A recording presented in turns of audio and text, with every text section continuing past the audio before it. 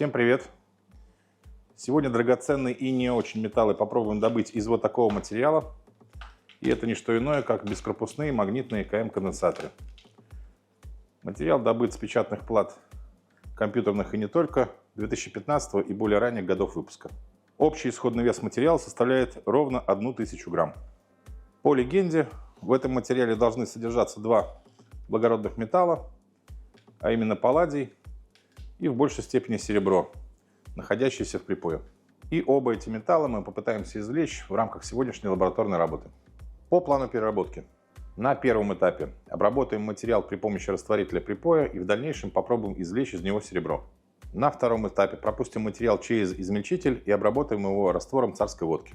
На третьем этапе материал вместе с царсководочным раствором обработаем при помощи насыщенного раствора нитрита натрия для перевода палладия, находящегося в царсководочном растворе, в нитритный комплекс. И одновременно с этим попробуем вызвать гидролиз солей неблагородных металлов, также находящихся в этом растворе, путем повышения pH раствора до щелочного. Далее пропускаем через фильтр получившуюся кашу и восстанавливаем палладий при его наличии при помощи формята натрия до металлического состояния. План накидали? Приступаем. Для приготовления 1250 мл растворителя припоя по рецепту всем известного канала Франсуа Пелье нам понадобится 1000 мл обычной недистиллированной воды, 250 мл азотной кислоты, навеска из 5 грамм мочевины и навеска из 60 грамм лимонной кислоты. Займемся приготовлением. Для этого прильем в 2-литровый стакан небольшое количество воды.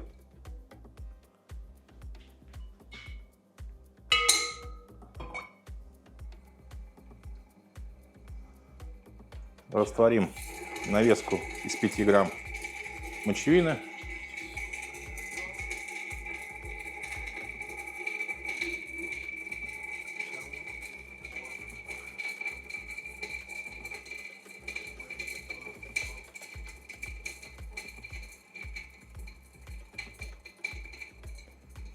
Мочевина растворилась. Теперь прильем небольшое количество азотной кислоты для образования нитрата мочевины.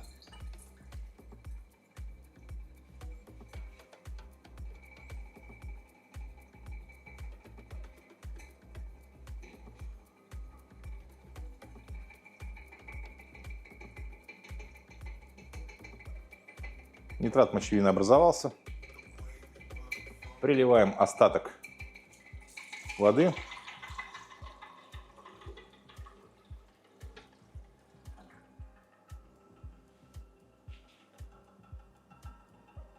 И присыпаем навеску 60 грамм лимонной кислоты.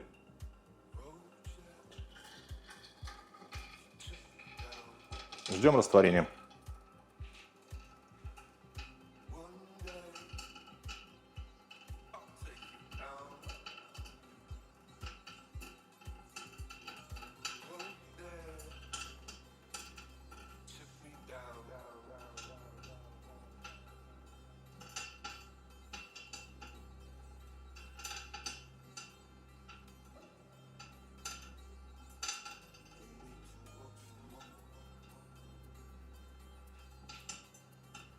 И после растворения лимонной кислоты приливаем остаток азотной кислоты.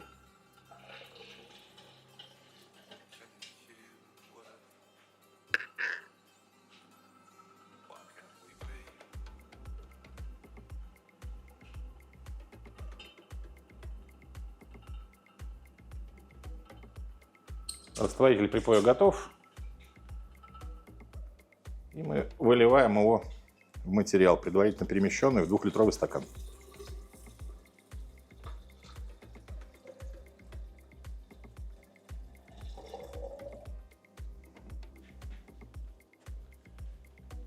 И теперь ждем,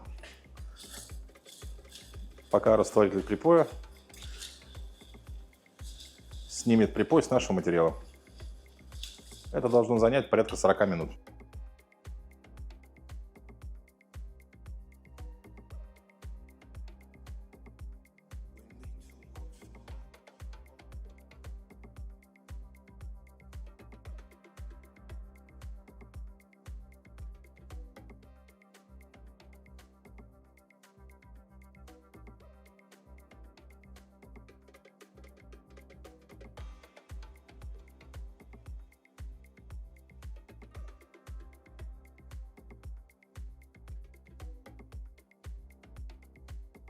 Спустя 45 минут весь припой снят, раствор отправляется на фильтрацию, а материал на предварительную сушку перед пропусканием его через измельчитель.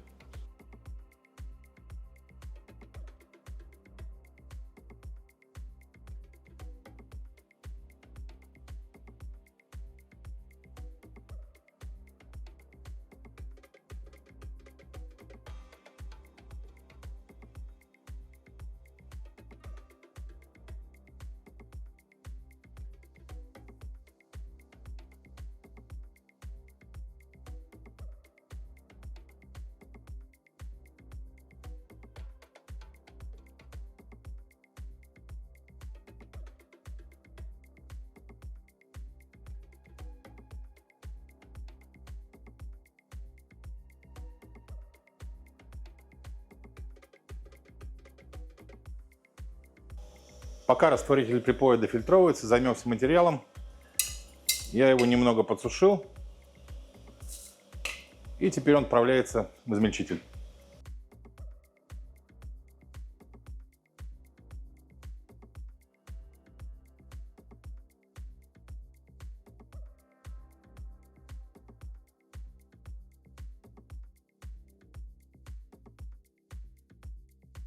Пропускание материала через измельчитель заняло порядка 1,5 минут. И теперь он перемещен в стакан объемом 3 литра и смочен дистиллированной водой. Теперь обработаем его раствором царской водки. Для этого приготовим 400 мл. Приливаем в мерник 100 мл азотной кислоты и 300 мл соляной. До 400.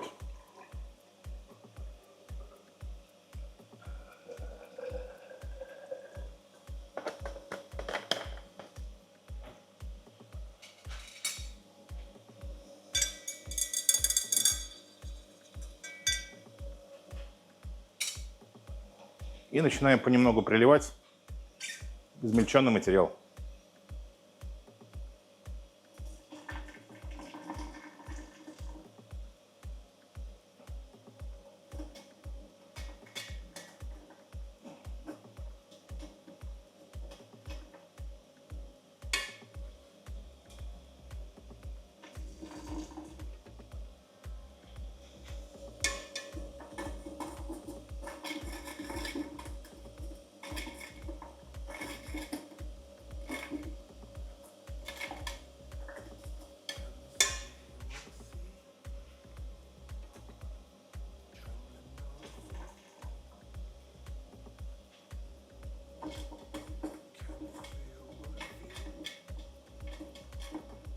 Реакция стартовала, и стакан переносится в вытяжной шкаф.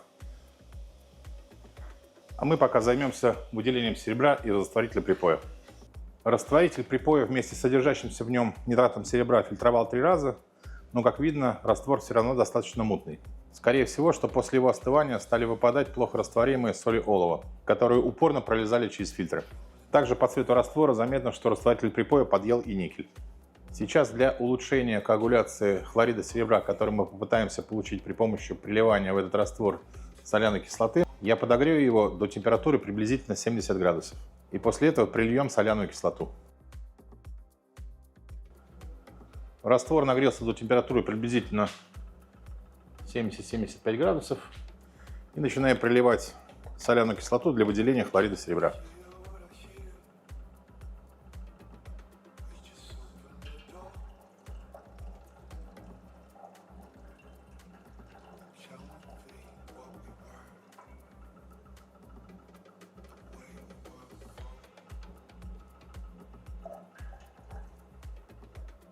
Хлорид серебра выделился, и раствор отправляется на отстаивание и промывку осадка.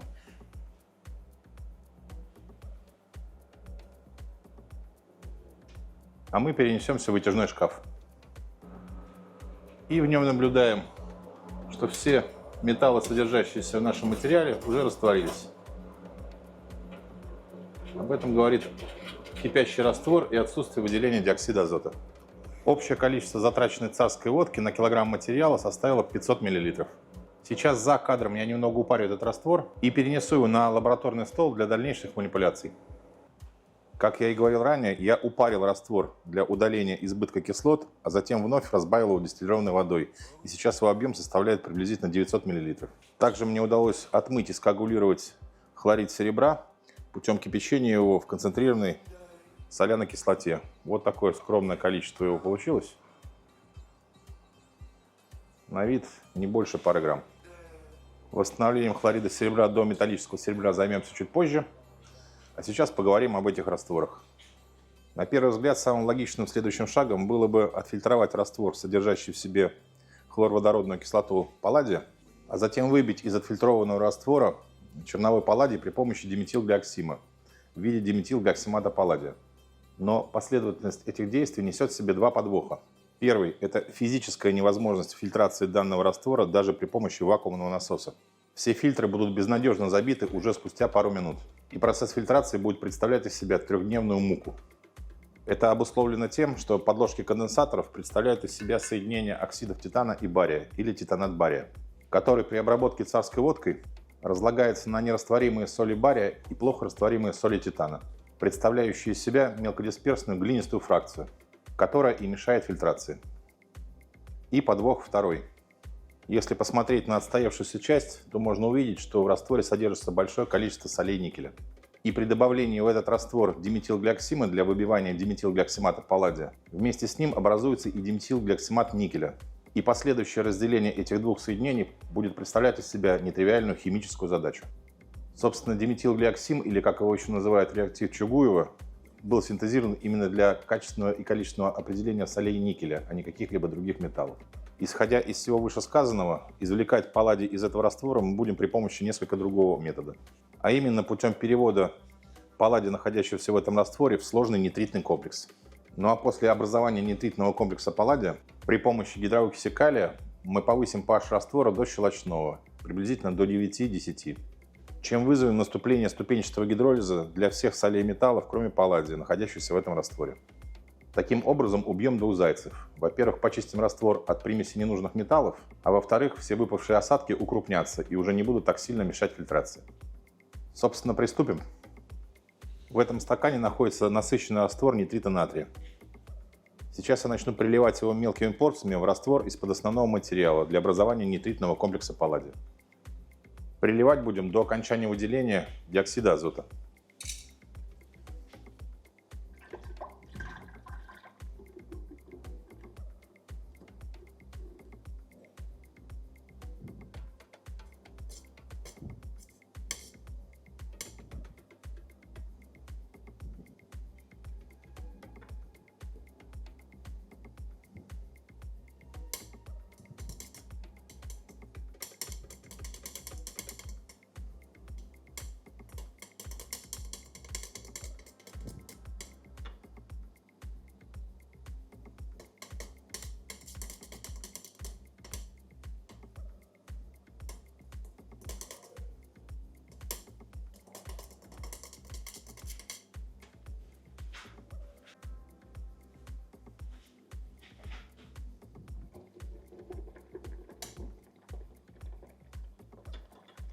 Заметно, что диоксид азота начал выделяться.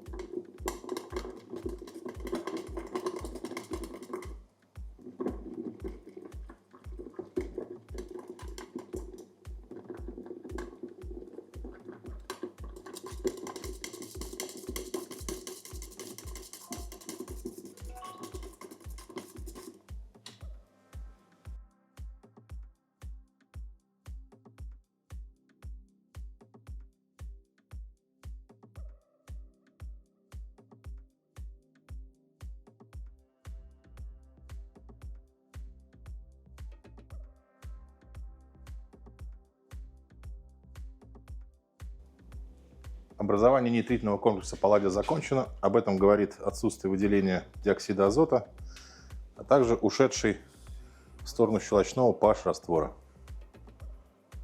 Сейчас он равен приблизительно 6,5. И сейчас мы догоним этот pH примерно до 9,5 при помощи гидроокиси калия. Для наступления гидролиза всех солей металлов, все еще находящихся в этом растворе.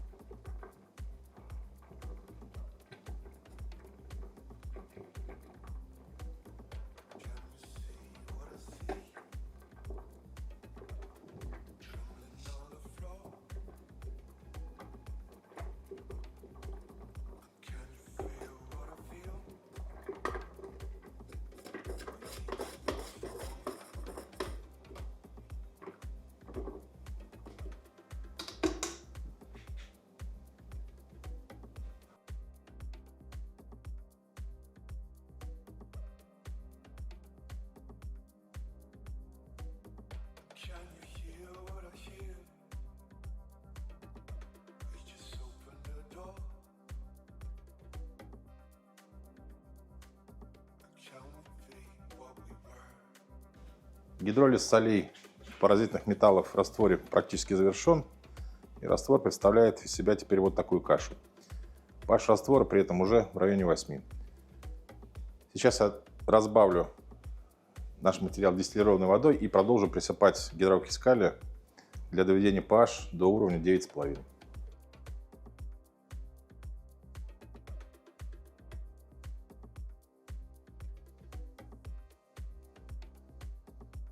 Гидролиз закончен, осадок укрупнился и раствор отправляется на фильтрацию.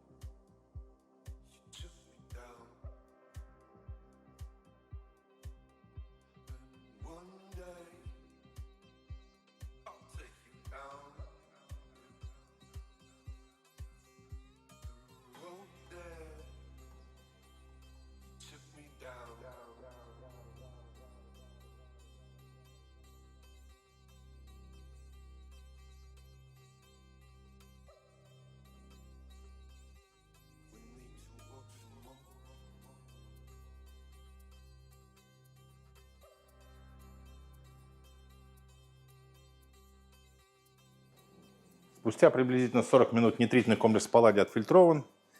Имеет вот такой кристально чистый желтый цвет. Также на выходе имеем вот такое количество разных гидрооксидов металлов, выпавших в осадке. Сейчас я доведу этот раствор до кипения и будем восстанавливать из него палладий до металлического состояния при помощи формиата натрия.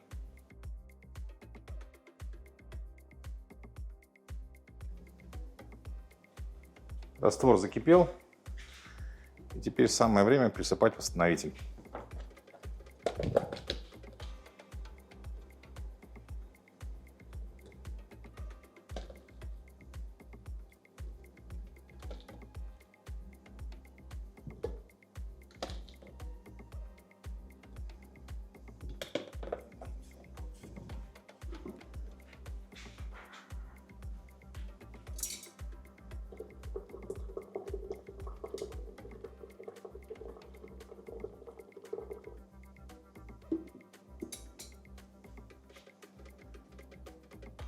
Ждем начала процесса восстановления.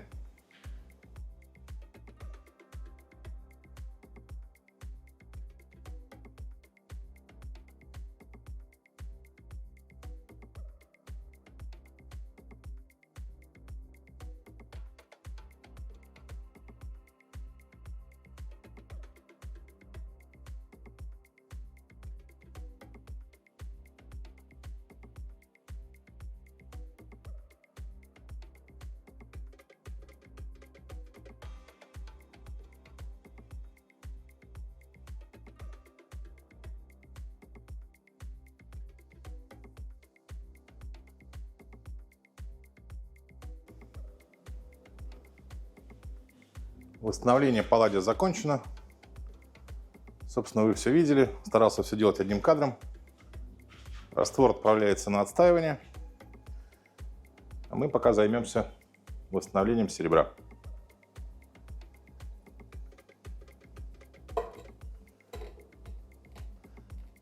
Подогреем раствор до 80 градусов и будем восстанавливать серебро из хлорида при помощи насыщенного раствора гидрозин-гидрата.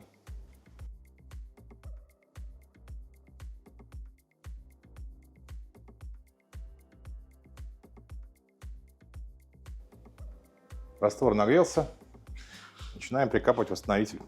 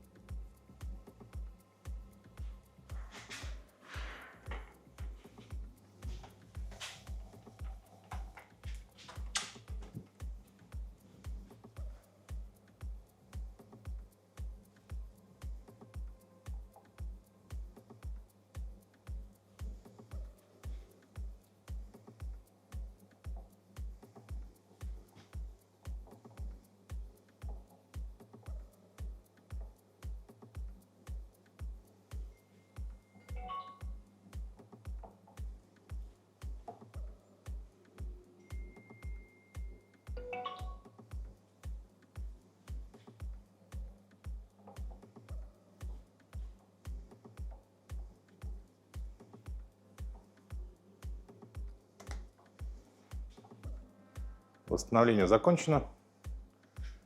Сейчас подкрутим немного под кипением. И далее осадок отправляется на промывку, чистку и сушку.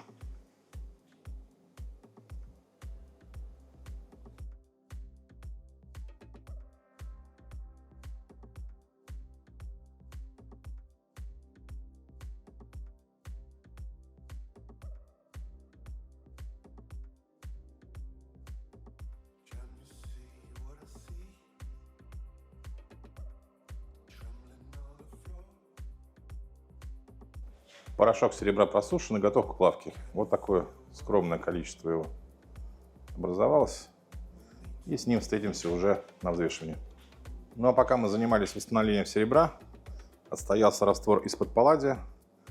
И вот такое немаленькое, прямо скажем, количество осадка можно наблюдать. У меня есть сильные сомнения, что все это является палладием. Поэтому сейчас я отдекантирую верхушку, осушу осадок, перерастворю его в азотной кислоте и по новой осажу.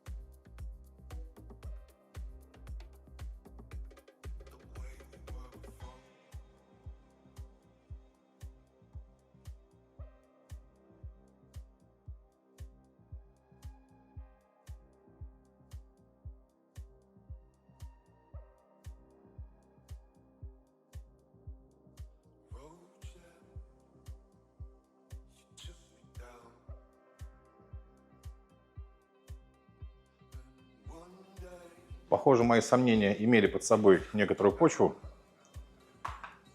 После растворения осадка, полученного с осаждения палладия азотной кислотой, имеем вот такое количество непонятного белого осадка и очень жиденький ненасыщенный раствор. Тем не менее, сейчас я его отфильтрую и попробуем снова восстановить палладий.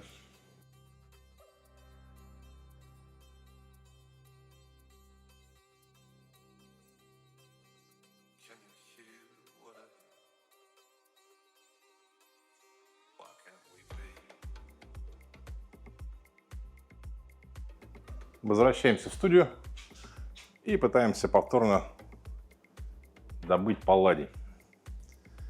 Излишек азотной кислоты погасим уксусно-кислым натрием.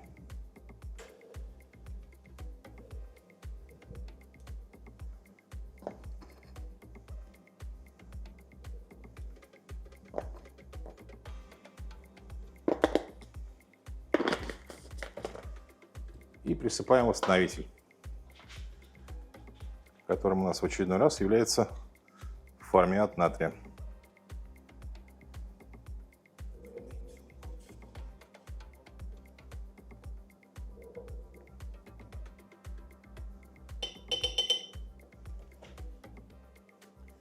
И ждем начала процесса восстановления.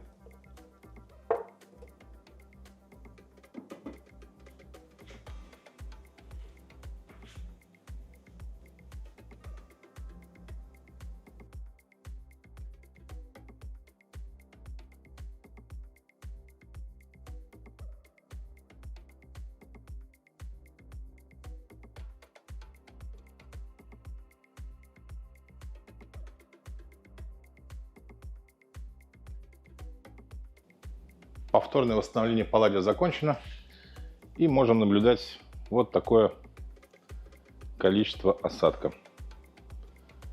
Количество, прямо скажем, грустное. Это единица миллиграмм, и думаю, что его даже невозможно будет взвесить. Поэтому сегодня, видимо, придется отойти от традиций и обойтись без финалочки. Единственный металл, который сегодня можно было бы взвесить, это серебро, но по нему результат я озвучу вам и так. 3,2 грамма. Исходя из его рыночной стоимости, не удалось даже отбить реактивы, затраченные на переработку. Тем не менее, метод, задействованный в рамках сегодняшней лабораторной работы, считаю рабочим. В противном случае мы бы не добыли вообще никакого палладия. А что касается материала, то, видимо, он его просто не содержал. Таким образом, переработку бескорпусных магнитных КМ-конденсаторов считаю экономически нецелесообразной. Ну а на повестке дня остался один вывод и один вопрос. Вопрос заключается в том, что же у нас восстановилось из раствора при первичном осаждении палладия, кроме него самого. На ум приходит только калий из гидроокиси, потому что кроме него и палладия в растворе больше ничего не должно было быть. Если у кого-то есть другие мысли по этому поводу, озвучьте, пожалуйста, в комментах. Ну а вывод заключается в том, что формиат натрия не обладает нужной селективностью при осаждении палладия из кислых и щелочных растворов и восстанавливает практически все металлы, находящиеся в растворе. В последующих видео я обязательно покажу другие методы переработки палладия содержащего материала, но это будет точно не сегодня. А на этом у меня все. Всем пока!